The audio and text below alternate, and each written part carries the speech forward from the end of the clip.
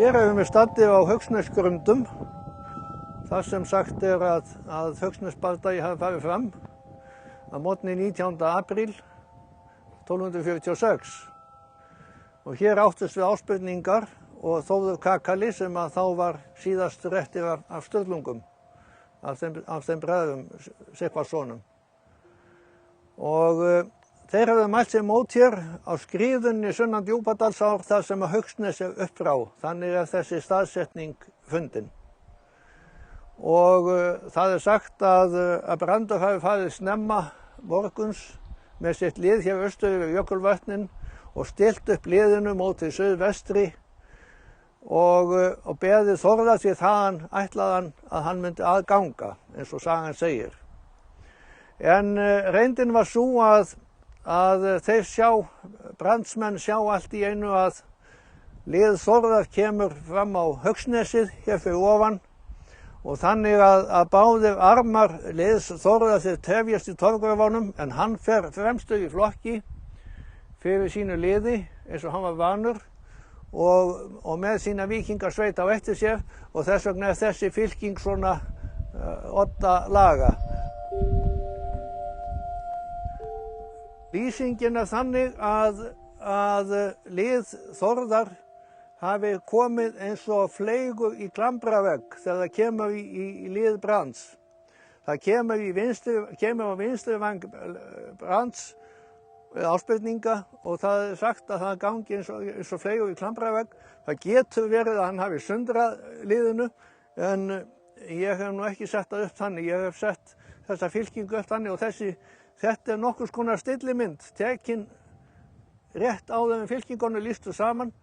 Þessi mynd sem ég hef raðað upp hér á Haugsnesgrundum.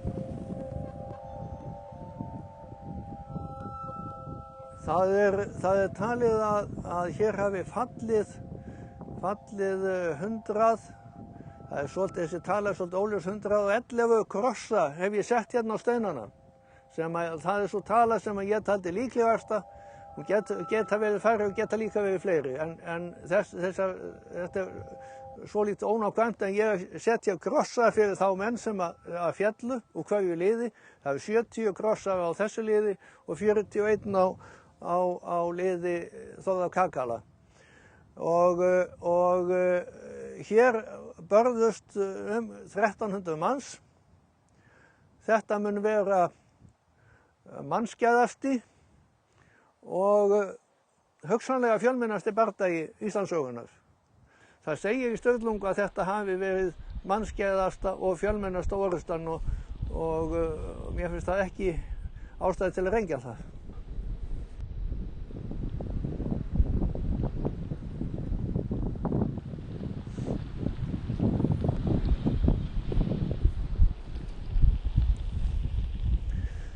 Fyrst þegar að fylkingarnar nálgast hver aðra, þá hófst orrustan með grjótkast og þetta voru vopnin.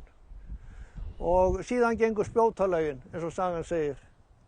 Og hér mun hafa verið barist að mikilli hörku og lengi, þetta var langur bardagi, hann stóð langt fram eftir degi.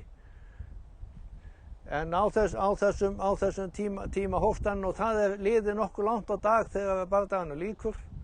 Þannig að þetta hefur verið mikil orrusta og sennilega flestir eða allir sem hér voru á staðnum tekið þátt í orrustunni að einhverju leyti.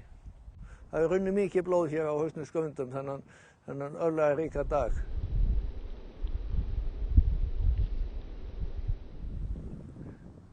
Þórður kakali hefur alltaf verið minn maður. Og hann var, og það er kannski, ég man bara frá því ég var barn, þá dáðist ég alltaf Þórður kakala, en hann var líka þessi maður sem átti mjög erfitt með að drepa menn ef hann gat komist hjá því. Hann leysti yfirleitt málin á þann veg að hann þurfti ekki að ganga sjálfur minnsta kosti í það að drepa menn. Ég fékk þessa hugmyndi í júlí í fyrra og byrjaði eiginlega á þessu daginn eftir að tína saman þessa steina og ég kláraði þetta núna 14. ágúst og þá var kláraði ég að setja krossana á steinana fyrir þá sem að féllu í ofistunni. Að maður þurfti að setja þetta þannig fram að þetta væri eins nálagt sannleikanum eins og maður gat hugsað sér það, en auðvitað þetta að hluta til skáldskapur því að maður hefur ekki nema ákveðna punkta til þess að byggja út frá í sögunni og markmiðið mitt var nú að samræma söguna við staðhætti þannig að það væri hægt að sjá þetta fyrir sér hvernig þetta hefði gerst, hvernig bardagan hvernig þetta hefði borið að og farið fram í raun og veru. Þegar maður fer að hugsa til þess að maður getur lesið söguna hérna á eyrinni og haft hendur á henni, klappað á steinana og séð hérna við mennirnir sem voru berjast hérna fyrir 1246 að þá hlýtur sagan að verða svolítið lifandi og allavega hún orðin ansi lifandi fyrir mér. Vegna þess líka að ekki síst þessi orrusta sem var hér, hún markaði ákveðin þáttaskil í okkar þjóðarsögu og hér fellur síðasti áspurningurinn, Brandur Kolbeinsson og Þórður Kakali ber sigur byrjum. Ef að Þórður hefði fallið hér, þá hefði sagan orðið öðruvísi, það alveg ljóst. En hvort við höfðum fyrr eða síðar lent undir Noregskonungi, það skal ég ekki segja til en sagan hefði verið öðruvísi ef að bardaginn hefði snúist í hinn áttina.